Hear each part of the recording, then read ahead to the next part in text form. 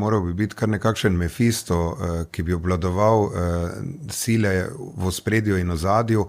Torej, že leta 22, avgusta 22, po izbruhu afere z gospodom Smodejem, me je zelo presenetilo, ko je takrat Asta Vrečko želela nekako zvaliti name obtožbo, da sem povezan z gospodom Smodejem več, kot sem dejansko bil.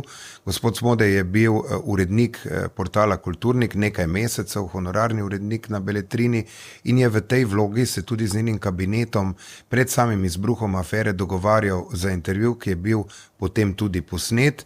Leta 26 pa je to obtožbo na mogoče še malo bolj bizaren način ponovila, češ, da sem ga jaz poslal v Benetke na točno določeno mesto, da bi jo diskreditiral.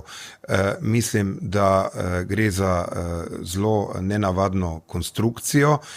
Gospod Smodej nikoli ni bil del scene, kulturniške scene, s katero sem sam tesneje povezan, bil pa je del tiste scene, ki je na nek način bila in je povezana z stranko Levica.